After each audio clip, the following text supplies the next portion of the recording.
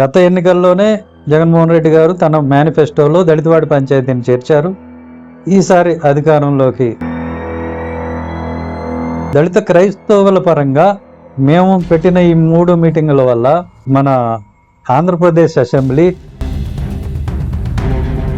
ముఖ్యమంత్రి ఎలా యాక్ట్ చేస్తాడు, ఒక శాఖ ఎలా నడుస్తుంది, బడ్జెట్ ఎలా వస్తుంది, ఎలా ఖర్చు అవుతుంది, ఇవన్నీ వాళ్ళకి. మరి ఆంధ్రాలో కూడా ఆ ట్రెండ్ సృష్టించగలిగిన వాళ్ళు ఎవరైనా ఉన్నారేమో. అతను ఎవరి కోసం పోరాడాడు? బ్యాంకులు లూటీ చేసిన వాళ్ళ కోసం పోరాడా? అప్పులు తీసుకుని ఎగ్గొట్టేసిన వాళ్ళ కోసం పోరాడా? లేకపోతే భూ ఆక్రమణలు చేసేసిన వాళ్ళ కోసం పోరాడా? లేకపోతే ఫ్యాక్టరీల పేరు పెట్టి కాలుష్యం వెదజల్లే వాళ్ళ కోసం పోరాడా? ఎవరి కోసం పోరాడాడు? సోషల్ మీడియా వాళ్ళ ఇప్పుడు 100 మంది మాట్లాడతారు, ప్రతి వాడికి నేను సమాధానం చెప్పను కదా. ఈ బెల్ట్ షాపులు అనేది మంచిది కాదు, ఎస్పెషల్లీ దళితవాడలో బెల్ట్ షాప్ అనేది ఉండకూడదు, పిల్లలు పాడైపోతున్నారు. కూటమి పాలన బాగాలేదు. అంటే ప్రభుత్వాన్ని, ప్రభుత్వ పెద్దల్ని ఏ కారణంతో విమర్శిస్తున్నావు అనేది మేము చూస్తాం. నువ్వు దళితుల కోసం విమర్శిస్తున్నావా లేకపోతే నీ వ్యక్తిగతమైన ప్రయోజనాల కోసం విమర్శిస్తున్నావా? మాజీ ఐపీఎస్ అధికారి ఏఎస్ వ్యవస్థాపక సునీల్ కుమార్ గారు ఆయనతో ప్రస్తుత రాజకీయ పరిస్థితులపై తాజా సమీకరణపై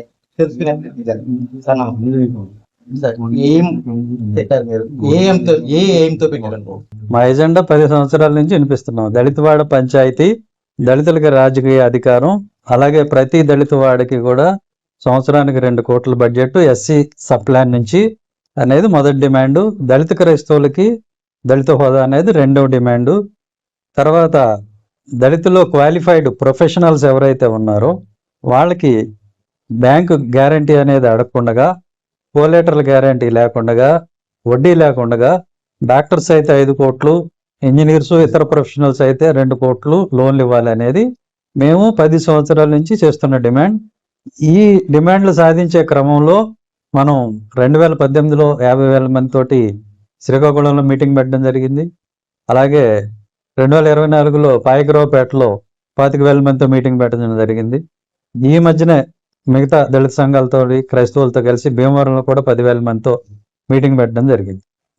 ఈ కృషి ఫలితంగా వైసీపీ, వీసీకే, తర్వాత రామచంద్ర యాదవ్ గారి పార్టీ, ఈ 3 పార్టీలు కూడా దళితవాడ పంచాయతీని వాళ్ళ మేనిఫెస్టోలో పెట్టుకున్నారు. ఇది మేము సాధించిన విజయం. సో గత ఎన్నికల్లోనే జగన్మోహన్ రెడ్డి గారు తన మేనిఫెస్టోలో దళితవాడి పంచాయతీని చేర్చారు. ఈసారి అధికారంలోకి వచ్చి ఉంటే ఈ పార్టీకి జరిగిపోయింది. అది లేని పక్షంలో ఆయన మళ్ళీ ఎప్పుడు అధికారంలోకి వస్తే అప్పుడు చేయడానికి ఆయన కట్టుబడి ఉన్నారు. ఇది మేము సాధించిన విజయం మా ఎజెండా పరంగా. అలాగే దళిత క్రైస్తవుల పరంగా మేము పెట్టిన ఈ 3 మీటింగుల వల్ల మన ఆంధ్రప్రదేశ్ అసెంబ్లీ చంద్రబాబు నాయుడు గారి అధ్యక్షతలో ఒకసారి, జగన్మోహన్ రెడ్డి గారి అధ్యక్షతలో ఒకసారి దళిత క్రైస్తవుల్ని దళితులుగా గుర్తించండి అని 2 సార్లు అసెంబ్లీ తీర్మానం చేసి ఢిల్లీకి పంపించడం జరిగింది. ఇది మేము సాధించినటువంటి విజయాలు. ఇది మా ఎజెండా. వాటి కోసమే మేము పనిచేస్తున్నాం. అవి ఖచ్చితంగా జరుగుతాయి.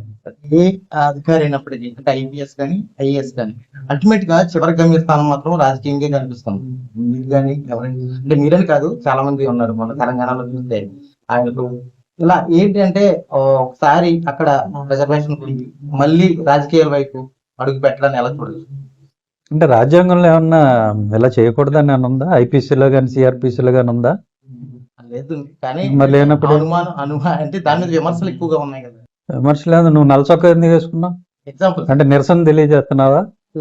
మరి అలా ఏదైనా మాట్లాడచ్చు, అలాగే నాన్ సెన్స్ మాట్లాడుతూ ఉంటారు. ఇప్పుడు అమలాపురం నియోజకవర్గం, ఇప్పుడు పార్లమెంట్ అలా కాదయ్యా, డెలివరీ ఏంటి, నీ ఎజెండా ఏంటి, అది మాట్లాడాలి. ఎవరు అడుగుతున్నారు అనేది కాదు క్వశ్చన్. ఏం అడుగుతున్నారు, నువ్వు ఏం చేయటానికి వచ్చావు, నీ వల్ల ఉండండి దళితులకి ఏంటి ఉపయోగం, అది మాట్లాడాలి. కానీ నువ్వెందుకు వచ్చావు, నువ్వు నా గురించి కాదు, మీరు ఆర్ఎస్ ప్రవీణ్ గురించి అయినా, విజయ్ కుమార్ గురించి అయినా, ఎవరి గురించి అయినా నేను చెప్తున్నా సమాధానం. విజయ్ కుమార్ ఎందుకు వచ్చాడు అంటాడు, రాకూడదని ఎక్కడుంది? ప్రవీణ్ వచ్చాడు, రాకూడదని ఎక్కడుంది?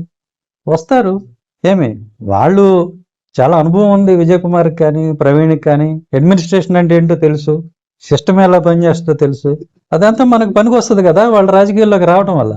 ఏమీ తెలియనోడు, సుత మొదలు లేనోడు, తాడు బొంగరం లేనోడు వచ్చి ఏం సాధిస్తాడు రాజకీయాల్లో?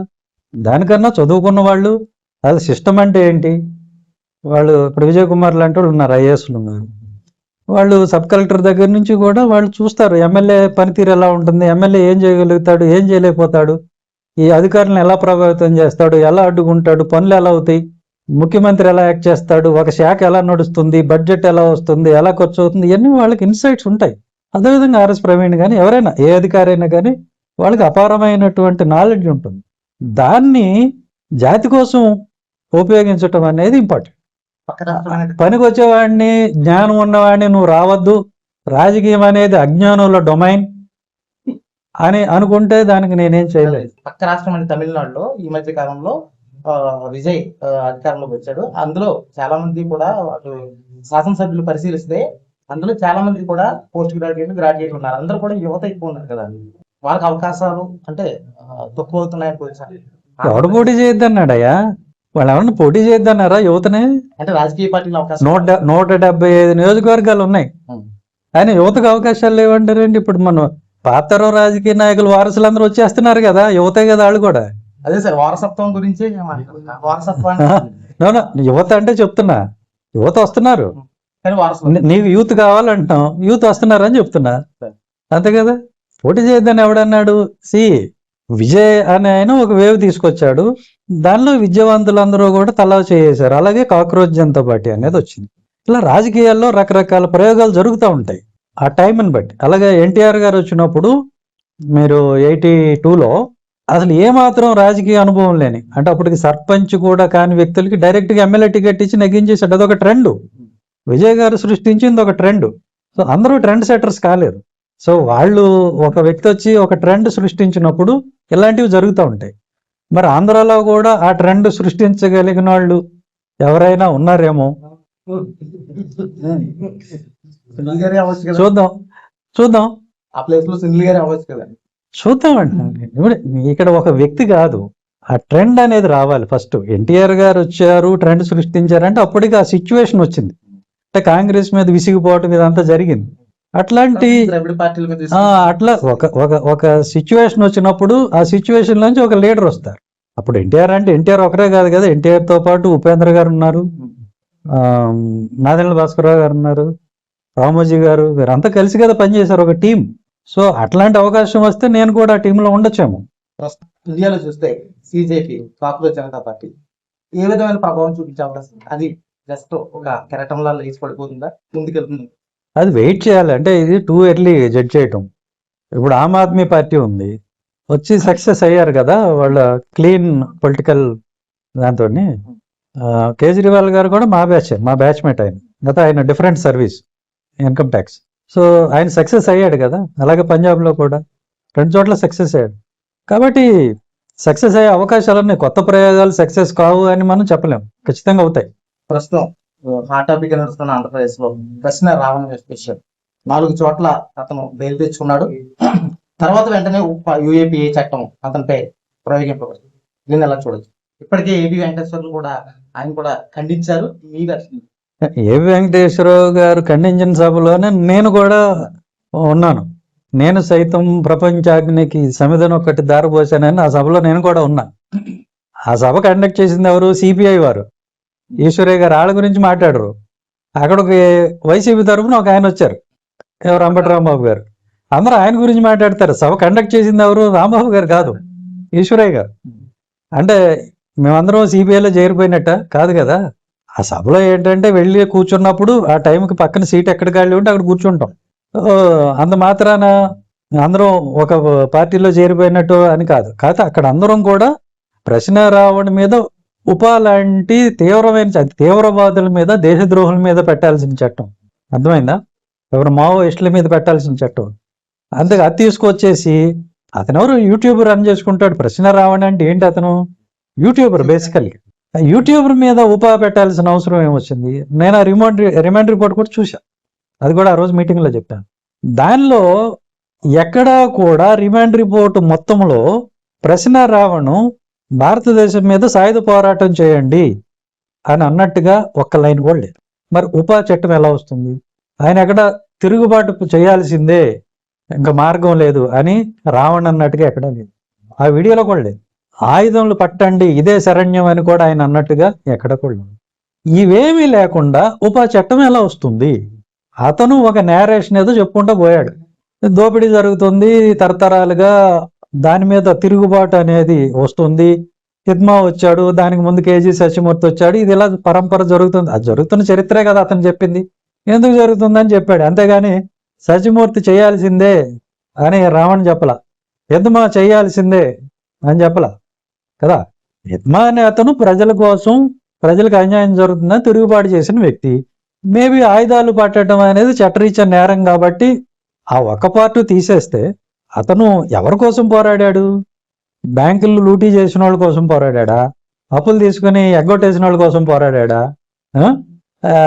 లేకపోతే భూ ఆక్రమణలు చేసేసిన వాళ్ళ కోసం పోరాడా?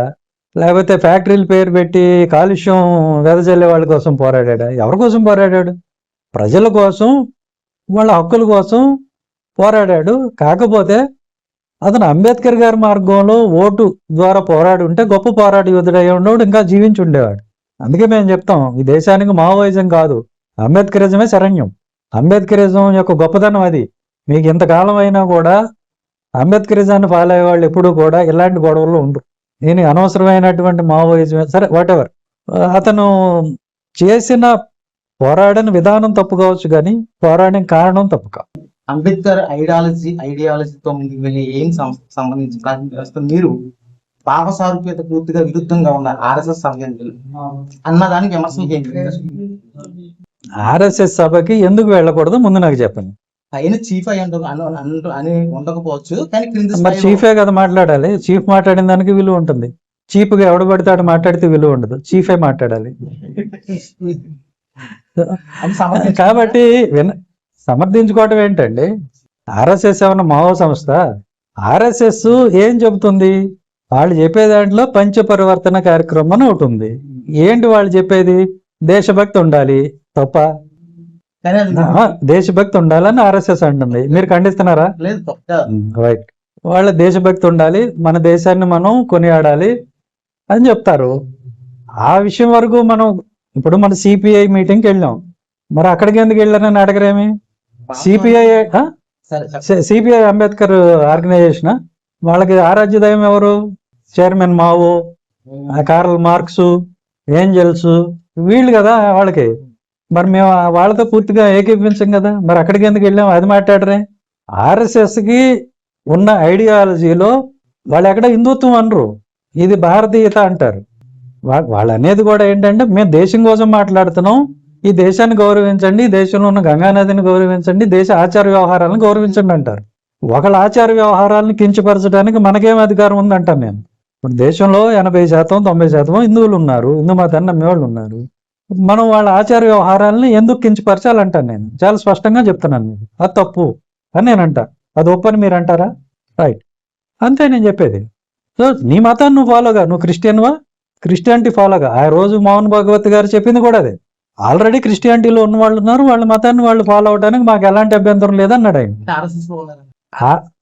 ఆర్ఎస్ఎస్ లో కాదు, ఈ దేశంలో క్రిస్టియన్స్ ఉన్నారు, వాళ్ళ మీద మీ దృక్పథం ఏంటి, ముస్లింల మీద మీ దృక్పథం ఏంటంటే, మోహన్ భాగవత్ గారి సమాధానం ఏంటంటే, వాళ్ళ మతాన్ని వాళ్ళు ఆచరించవచ్చు, మాకు ఎలాంటి అభ్యంతరం లేదు, మేము వాళ్ళని ఇబ్బంది పెట్టం. ఏం కావాలి నీకు అంతకన్నా? కాదు, మా మతం నుంచి ఇంకో మతంలోకి వెళుతున్నప్పుడు ఒరే బాబు ఈ మతం గొప్పదని మేము చెప్పుకుంటాం అన్నాడు, తప్పేంటి? ఇప్పుడు ఇస్లాం నుంచి ఎవరన్నా బయటకు పోతున్నారు అనుకోండి, లేదు లేదు ఇందులోనే ఉన్నాను వాళ్ళు చెప్పుకోరా, లేదు వెళ్ళండి వెళ్ళండి అని చెప్పి వాళ్ళకి ఏమన్నా కమాండ్లు కాషాయ వస్త్రాలు ఇచ్చి మీరు వెళ్ళిపోండి అని క్రైస్తవ మతం కానీ ఇస్లాం కానీ పంపిస్తుందా? పంపించదు కదా. ఎవరి మతాన్ని వాళ్ళు వ్యాప్తి చేసుకుంటారు, ఆచరిస్తారు, తప్పేంటి?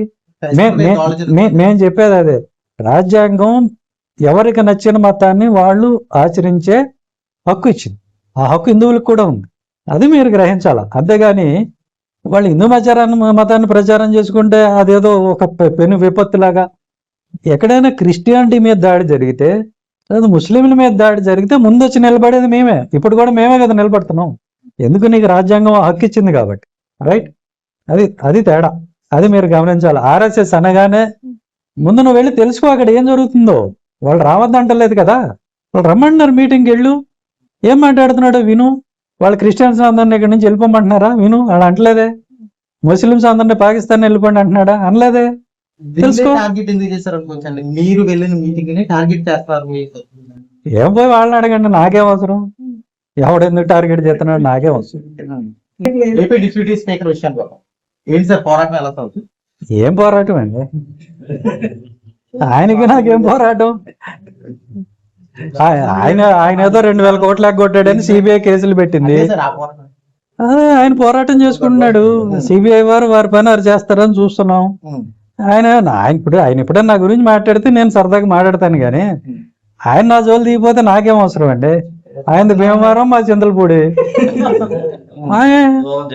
కాదండి, సోషల్ మీడియా వేదికగా మాటల యుద్ధం జరుగుతుంది కదా అప్పుడప్పుడు. ఎప్పుడో మాకు ఊసిపోక సరదాగా మాట్లాడుకుంటాం దాన్ని. అదే సార్, ఒక ఐపీఎస్ అధికారిగా పనిచేసిన మీరు మీ అనుభవం అంతా అందులో క్రోడీకరించి అన్ని వెలుగులో తీసుకొస్తారా? అది సిబిఐ వాళ్ళు చేయాల్సిన పని. అంటే మీరు ఇంటర్నల్ గా వాళ్ళు చేయకపోతే అప్పుడు చూద్దాం. అదే సార్, మీ ప్రయత్నం ఎంత ఉంటుంది? అని మీకు చెప్తారేంటండి? అన్నీ చెప్పరు కదా, అన్నీ చెప్తాం ఇక్కడ, చెప్పం కదా. అలాగే ఆయన చెప్పరు, ఆయన చేసేయండి ఆయన చెప్తారా? చెప్పరు. అలాగే మేము చెప్తాం, ఎవరి పని వాళ్ళు చేసుకుంటాం. సార్, ఈ అమలాపురం నియోజకవర్గానికి పార్లమెంట్ సభ్యుడిగా ప్రాతినిధ్యం వహించినటువంటి జీవి హర్ష్ కుమార్ కుటుంబానికి మీకు ఏంటి వాళ్ళు ఎవరు నాకు తెలియదండి. సోషల్ మీడియా వేదిక వాళ్ళ ఇప్పుడు 100 మంది మాట్లాడతారు, ప్రతి వాడికి నేను సమాధానం చెప్పను కదా. ఎవరి ఒపీనియన్ వాళ్ళు చెప్పుకోవచ్చు.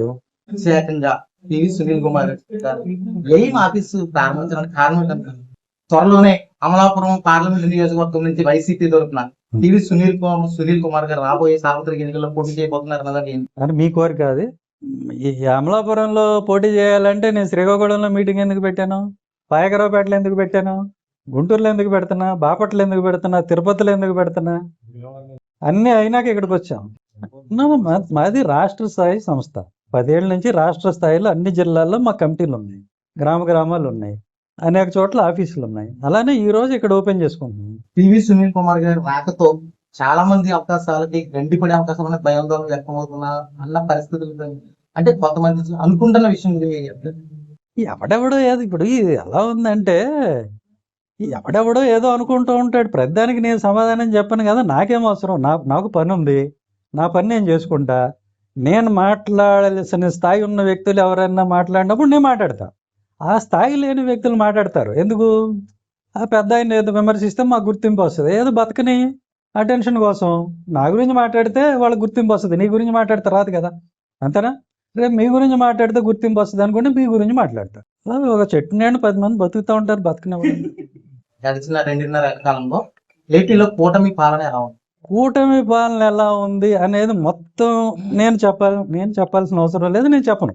ఓకే, రాజధాని ఎక్కడ కట్టాలి, ఇది దళితులకి సంబంధించిన విషయాలు కాదు. నేను ఓన్లీ దళితులకి, దళిత క్రైస్తవులకు సంబంధించిన విషయాలు మాత్రమే మాట్లాడుతున్నాను. 27 పథకాలు వైఎస్ జగన్ గారు రద్దు చేశారు, డిస్కంటిన్యూ చేశారు, దళితులకి సంబంధించినవి అని అన్నారు. అది వాస్తవం. జగన్ గారు దళితులకి అప్పటికే అమల్లో ఉన్న 27 స్కీమ్స్ డిస్కంటిన్యూ చేసిన మాట వాస్తవం. ఓకే, ఏం చేశాడు ఆయన? ఈ డబ్బులన్నీ తీసుకెళ్లి ఆటో వాళ్ళకి, వాహన మిత్ర అని, ఈ తల్లికి వందనమో ఏదో అమ్మఒడి అని ఏదో, అదే అమ్మఒడి అని చెప్పేసి ఆ ఆడంగులకి డబ్బులు ఇవ్వటం, ఏమి ఇలాగా కనపడినోడికల్లా డబ్బులు ఇచ్చేసాడు, పనిచేసాడు ఆయన. 27 పథకాల డబ్బులే అటు పంచాడు అనేది అనుకుంటున్నాం. సరే, ఆ డబ్బులు మాకు కనపడకుండా పోయినాయి, కాకపోతే ఎవరికో పేదలకు అందినాయి అనుకోండి, అది వేరే విషయం. మరి ఆ 27 పథకాలు డిస్కంటిన్యూ అయినాయని విమర్శించారు కదా, అందులో ఎన్ని పథకాలు తిరిగి మీరు ప్రారంభించారు? అదొకటే నేను అడుగుతా. మిగతాన్ని నేను మాట్లాడను. తిరుపతి లడ్డు, అమరావతి, ఇవన్నీ నేను మాట్లాడను. ఇసుక, లిక్కరు, ఇవన్నీ నేను మాట్లాడను. లిక్కర్లో కూడా నేను ఏం మాట్లాడతానంటే, దళిత వాడల్లో బెల్ట్ షాపులన్నీ క్లోజ్ చేయండి, అది మంచిది కాదు, అది మాట్లాడతా. అంతేగాని లిక్కర్ పాలసీ ఏది మంచిది ఇవి నేను మాట్లాడను. లిక్కర్కి సంబంధించి దళితులు ఎక్కడ ఎఫెక్ట్ అవుతున్నారో అది మాత్రమే నేను మాట్లాడు. ఈ బెల్ట్ షాపులు అనేది మంచిది కాదు, ఎస్పెషల్లీ దళిత వాడలో బెల్ట్ షాప్ అనేది ఉండకూడదు, పిల్లలు పాడైపోతున్నారు, అది నా కన్సర్న్. కాబట్టి అంతవరకు నేను మాట్లాడతాను. ఆ విషయంలో కూటమి పాలన బాగాలేదు. బెల్ట్ షాపుల వరకు కూటమి పాలన ఏమాత్రం బాగాలేదు. ఎందుకంటే జగన్ గారి టైంలో గవర్నమెంట్ షాపులు ఎక్కడ బెల్ట్ షాపులు లేవు. ఇప్పుడు ఏమైందంటే ఈ బెల్ట్ షాపులు వచ్చేయడం వల్ల చిన్నపిల్లలు కూడా ఈ తాగుడుకి అలవాటు పడుతున్నారు. ఆ విషయంలో మాత్రం మేము ఖండిస్తున్నాం. ఇమ్మీడియట్గా బెల్ట్ షాపులు క్లోజ్ చేయించండి. దళిత వాడలో బెల్ట్ షాపులు క్లోజ్ చేయించండి. దళితులపై జరుగుతున్న దాడుల నేపథ్యంలో ఏ విధంగా మీరు లీగల్గా ప్రొసీడ్ అవుతున్నాం. ఆల్రెడీ మీరు చూస్తున్నారు. మేము ఆ పేరుపో క్రాంతి కుమార్ ఇష్యూ వెంటనే మేము వెళ్ళాం, స్పందించాం, సెక్షన్స్ మార్చాలని డిమాండ్ చేసాం.